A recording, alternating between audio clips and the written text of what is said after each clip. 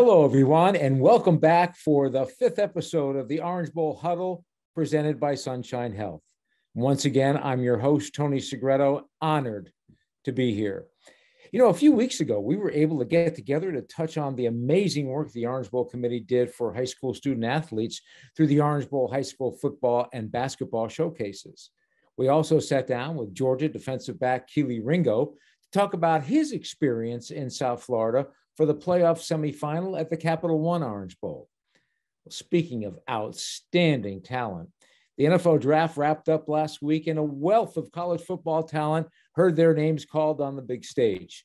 Now, in just a moment, we're going to be joined by a very special guest who was a Pro Bowl linebacker himself not too long ago.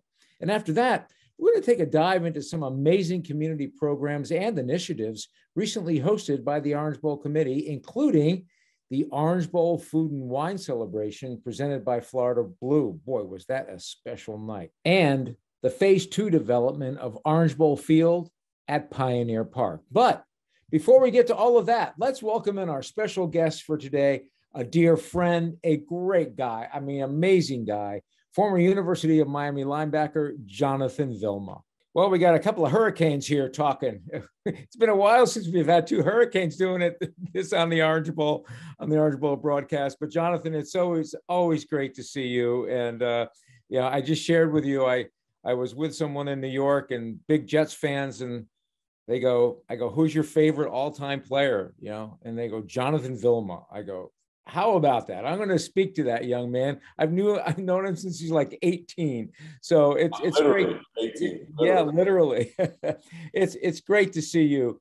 We want to talk about the NFL draft and your experiences through it. But one of the things that is really cool for us at Orange Bowl is 42 former players who played in the Orange Bowl were drafted last week. That's just great testimony to the type of teams that we have and the players that are involved in those games, like you were, and then get drafted like that. So it's pretty cool for us at Orange Bowl, don't you think? I think it's great, especially because we're always very intentional about getting the top schools, the top talent to come down and play in the Orange Bowl, and we've seen it. We've had some really good games. This past game, not so much, but we've had some really good games. But the talent is always there, and that's what makes the game so exciting when you see all the talent on the field right before they make that jump to the next level. Well, you won the national championship in front of all of us at Orange Bowl, and then from there you go on to be a number one pick of the New York Jets. What was that like? That whole leading up to the Orange Bowl game and that national championship, the preparation for that. The pressures that come along with that. And then after that, just, kind of flipping the switch and going, all right, now my future's ahead of me. What's going to happen? Where am I going to land? Am I going to get that contract? Give us kind of pull the curtain back and what that was like for you. So it was really about compartmentalizing the moment and not getting too ahead of myself or getting ahead of yourself. And I remember, the college experience was exactly that, the college experience. And my focus was always on winning. So my focus wasn't necessarily on, am I going to be a top pick or am I going to, whatever it is. I always knew that winning solves everything. Winning cures everything, right? So if I'm solving for how do I get to the NFL or be the best player, if you just win a lot of games, you're going to get a lot of attention and people are going to start looking at you and realizing, hey, he's a pretty good player, right? And so winning cures a lot of things. If you're having any doubt, anxiety, issues about either where you stand with the team or moving forward in the next phase of life, you win a lot of games, you're going to have people wanting to work with you, be with you, resonate with you, because that is what people like to associate themselves with, winners. So everything in my college career, those 4 years, it was always about, all right, what is the process to win, as opposed to what's the process to be a first rounder. And so the process to win just coincidentally, it's the same process to be a first rounder, right? So, yeah, right. So you got to work hard. You got to get up. You got to sacrifice. You got to study. You got to do all these things to win. And it's like, ding, ding. You got to do all that to be a first rounder, right? So I was always focused on, obviously practice habits, the process. And I was fortunate to have very, very good coaches during that time because they had come from the NFL. Randy Shannon was my defensive coordinator. He had just come from the Dolphins, and everything was about the process. He made sure that we were efficient, that we studied, and it wasn't just to be in the film room or on the practice field just to be there. So because of that, my mentality had always been, let me be as efficient as possible, get my work done when it's time to get my work done. And then, this was my sophomore year. We won the Rose Bowl. We won the national championship my sophomore year. And then my senior year, when we played in the Orange Bowl, we ended up number 3 in the country, I believe, that year. And then that's when it kind of flipped. Right now, that experience is over. I'm glad that it ended on the right note. We won the game. It was great. And so now what do I need to do? What's the process to now get ready for the draft? And interestingly enough, it really wasn't that daunting. It really wasn't. And it's because I put so much time and effort into my playing that the film speaks 85% of what you're trying to convey to these NFL teams, right? So the other 15% is them doing their homework on you about what type of character person you are. You're on time. Are you a leader? And again, that all just comes with the winning, the process. So, it was that the NFL leading up to the draft, it really was not that stressful for me, to be quite honest. It really wasn't. But I have to think the night of the draft, when you're sitting there trying to figure out when it's all going to happen, I'm not going to say there was anxiety, but there's a sort of a fine line between excitement and being anxious. So where did you fit in that slippery slope right there? I was leaning more towards excitement, Tony, and not anxious. The reason why is because going back to that period, about 3 months at the time the draft was in, early April, right? Late March, early April, I believe it was. Those 3 months from when the season ended to getting drafted, it wasn't a matter of if I'm going to get drafted. It was when I'm going to get drafted. So that took a lot of the anxiety away for me, where it was like, well, I'm going to get drafted, right? That's what everyone says. I'm going to get drafted. Where? I don't know. But, hey, at least I know I'm going to get drafted, right? Right. And so I guess what I did was put the bar so low, right, for my expectations that I didn't have too much anxiety at the time. And so, I'm just going through those 3 months of, meeting with the teams, working out, doing the interviews, getting ready for the combine and pro day, and just really kind of just excited because I'm going to get drafted. And I didn't really concern myself with first round, second round, late round, whatever it was. And so it wasn't until probably that week leading up to it, I can tell you a great story of how I had a really, really good feeling the Jets were going to draft me. And it was because, after the pro day and combine, you take trips up to the teams. And I took a trip up to at the time, the Redskins, the Commanders now. And I took a trip to St. Louis, was St. Louis, now Los Angeles Rams. And I'll never forget, I go up there and they're like, well, the Rams were like, I don't even know why you're up here.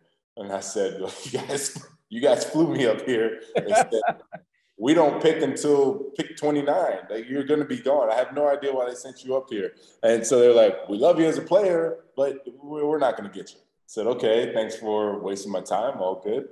I go up to Washington, and they're like, hey, we brought you up here. We like you, but we really like Sean Taylor. Can you tell us a little bit more about Sean Taylor? I tell you what you want to know. That's my guy, right? So I was like, okay, I'm probably not going there either. So I get to the Jets, And I'll never forget, everyone's knock on me was that I was light. I was 228 at the time. So I beefed up to 230, actually 232. And so I go in and I'm feeling really good about myself. I'm, 232. And so I'm talking with Herm Edwards, he's the head coach, and he's looking at me. We're watching film and he's looking at me. And I'm like, "What's up, coach?" And he's like, "How much do you weigh?" And I said, "Oh, wait, 232. I'm feeling good about myself. I Yeah, put on you're like, 5 pounds. you're like Yeah, puffing up, right? You're like, yeah, I'm feeling good." And he's like, "Okay." And then he puts a pointer on the film. He's like, "How much did you weigh then?" I was like, "Well, I was about 226, 227, coach." He's like, "All right, you need to lose all that weight. I don't want you gaining weight. You need to lose all that weight right now." And I was like, excuse me. He was like, "I want you," and he like kept pointing at the film. "I want you at that weight. All right, I'm gonna draft you, and I want you at that weight. By the time you get here, lose all that weight." I was like, "All right, coach, you got it." So I'll never forget, I left, and my agent was like, "Hey, so how'd it go?" I said, I think that they're going to get me." He was like, "Really? Why did he say that?" I was like, "The first time in 3 months anybody has told me lose weight." So I was like, if they're telling me to lose weight, it must mean that they really want me. And, sure enough, I get drafted by the Jets. And going back to that night, I remember, just sleeping easy. And I was like, if I don't get drafted by the Jets, it'll be somebody else. But it felt pretty good. It was a good feeling. and if I don't get drafted by the Jets, I can probably keep my weight on and don't have to worry about going on a diet. I would have had to eat a whole bunch of PB&J sandwiches at night, some ice cream, beef right back up. What a dream to be able to go from like the magic city of Miami to the city that never sleeps in New York, and that fan base. I mean, you go from a Miami Hurricane fan base that was just over the top, right? And now to a Jets fan base who's over the top. I mean, you talk about a professional team having a passionate fan base. I don't know if you can get more passionate than what you see from the Jets. I mean, it's a remarkable fan base. So for you, that had to be like a dream. Did you did that kind of come into your head like, wow, this is like I'm living a dream come true? 100%, Tony. It really felt like that. And it was because growing up, I was a diehard Canes fan. And so I knew what it was to be extremely rabid, extremely loyal. You're following intently. And so when I played for Miami, I always played really to represent the previous players, right? I watched not just Ray Lewis, I watched Michael Barrow, the Bermuda Triangle, right? I watched these guys. I grew up watching. I was like, man, I want to play like them, and I want to represent them. You were standing on their. You were standing on their shoulders. You really were. Literally standing on their shoulders, right? And that feeling was great, and it also taught me what it was to really work hard, play your hardest. Dan Morgan was a senior when I was a freshman. Learned a ton from him as far as being a true professional. And so what I noticed was that the same thing I loved about the Hurricanes growing up is what the fans loved about me and what was going to translate to the Jets fans. And it was about people can sense, feel, they know when you leave it all out on the field. They know when you give, everyone can respect when you give 100% and you have nothing left to give on the field. You try your hardest, win, lose, or draw. And fortunately, most times we won, right? And so that was something that I wanted to take with me to New York, where I said, these fans, they know football.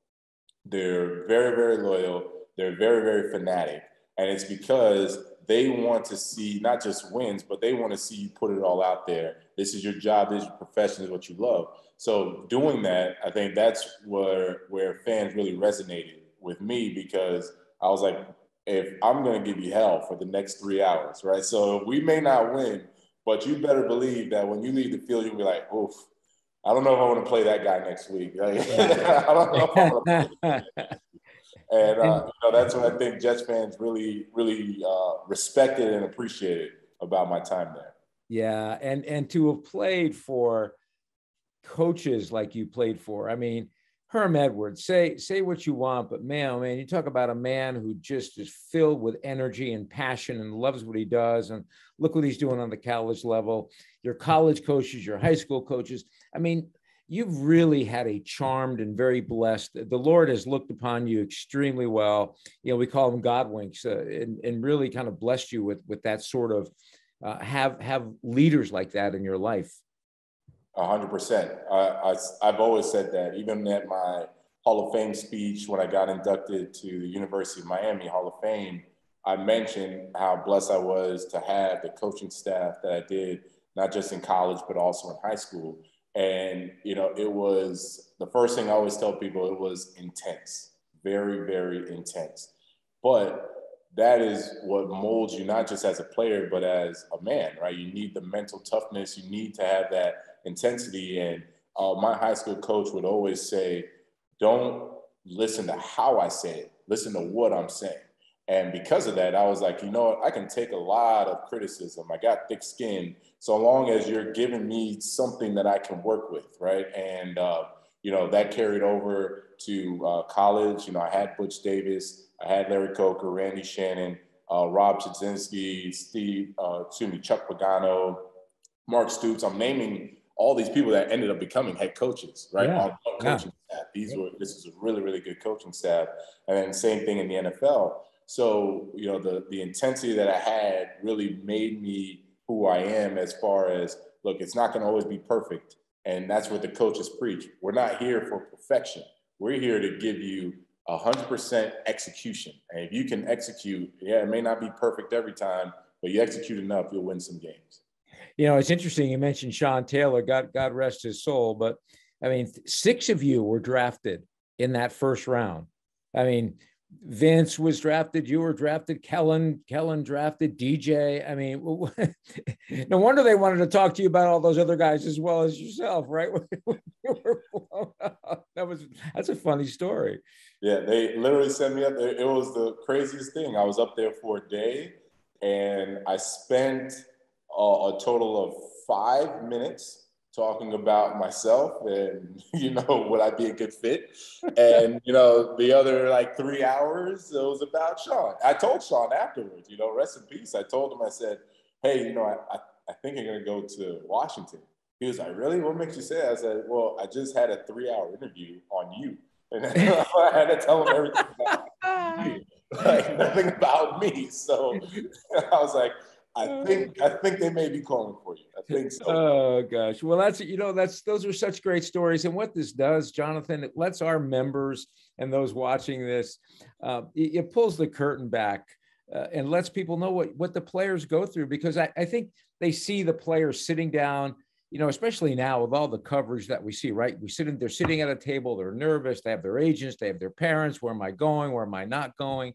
And they don't understand the process in which it took to get there, not just the playing process, but flying up to these different clubs and getting interviewed and being put in awkward situations like you were. It's not easy. They see the end product. They don't see the effort and the work that goes into all of it to get to where you are, right?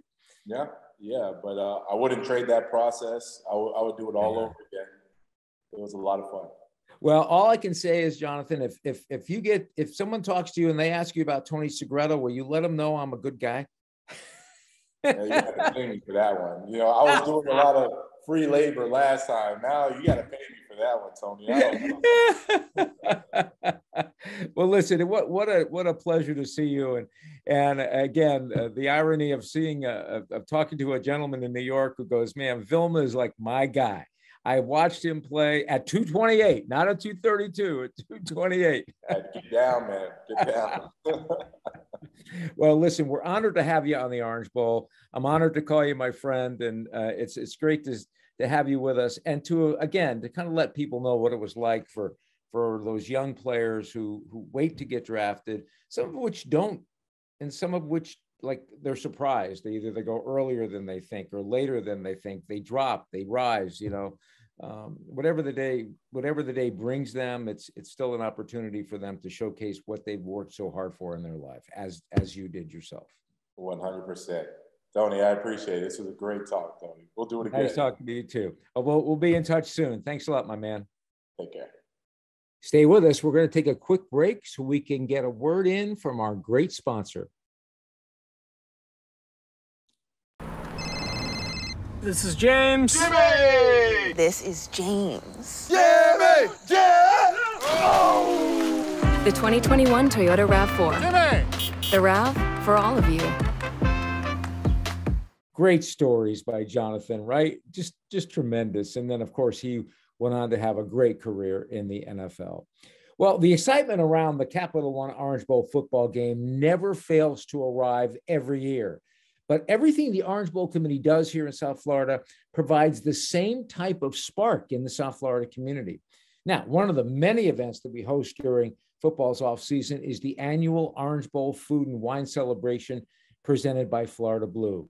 On Friday, April 29th, Orange Bowl's signature fundraiser was highlighted by celebrity chef and former celebration winner Brad Kilgore, plus many new and returning restaurants from Broward and Miami-Dade counties. Folks, this was an amazing night, a magnificent night, in fact, right next to the water in Fort Lauderdale that featured more than 30 South Florida top restaurants and chefs, just to show you how involved this community gets. This grand event has brought in over $150,000 to Make-A-Wish Southern Florida, Special Olympics Florida, and Orange Bowl Cares. Now, to get a closer look at all of what went down, let's take a step inside the Floridian Ballroom of the Broward County Convention Center.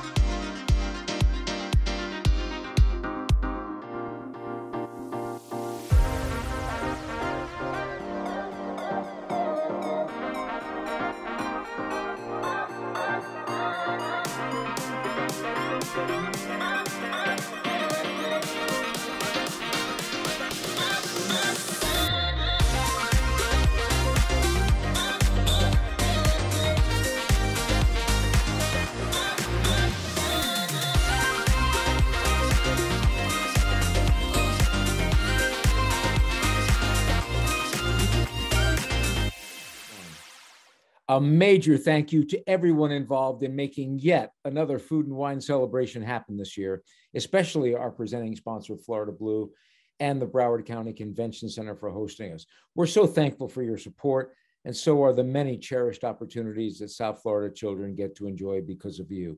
And if you didn't go this year, please make it a point to go next year. It really is a special, special night. Now, another event to focus on is the GA Telesis Orange Bowl Golf Tournament presented by First Horizon, which teed off on April 11th, right down the road in Doral. With tons and tons of sponsor support, the Orange Bowl Golf Tournament helped to raise funds for the Orange Bowl Cares program and Extra Yard for teachers. The event is just in its second year, and to add more to this event, let's bring in Abdul Mulberry, President and CEO of GA Telesis. Abdul? So this tournament was a great partnership between GA Telesis and the Orange Bowl Committee. Our goal was, how do we make the most impact on the community? And you know, picking Orange Bowl Cares and Extra Yard for teachers was truly something that was easy to sell to our partners, our customers, our vendors, who all wanted to come out here and support the ultimate beneficiary, which is all of our children. The Orange Bowl has been fantastic to work with. They really stepped up and helped us put together what is probably the largest golf tournament in South Florida.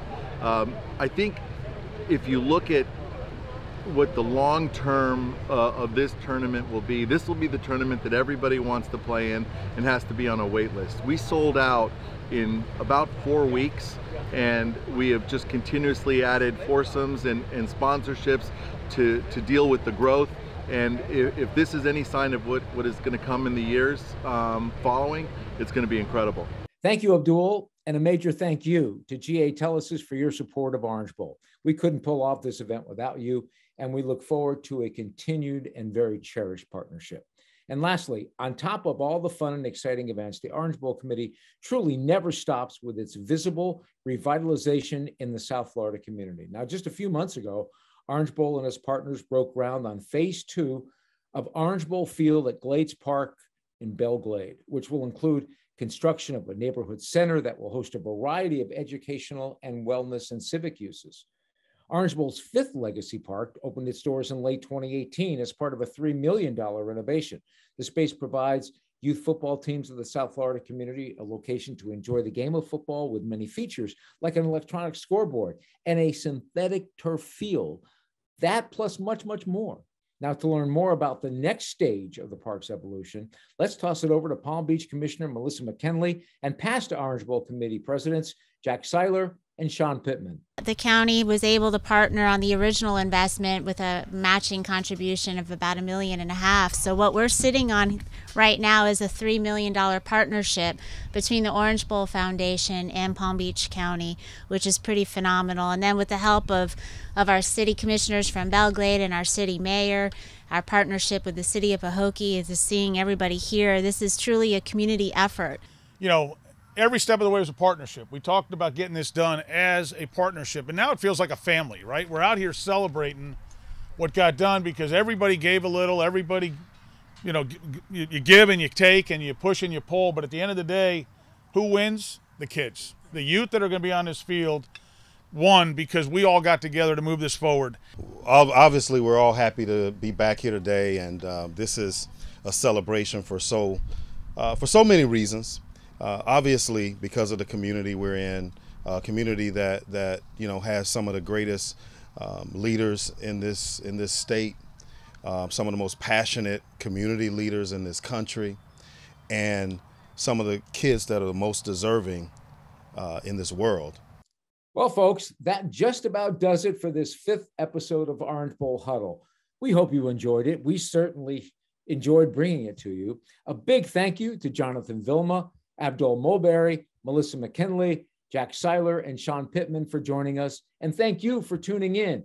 We enjoy, as we say, bringing it to you every month. Orange Bowl cares, and it's your support that enables us to do what we do. For all of us at Orange Bowl, I'm Tony Segreto. See you next time.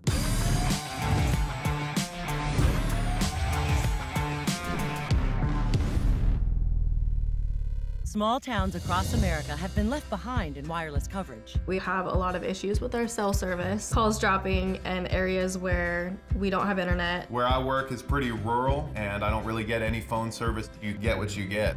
T-Mobile believes no town should be left behind. That's why we've been investing billions to bring our award-winning network to hometowns just like yours. T-Mobile covers 99% of people in America. Make the switch today.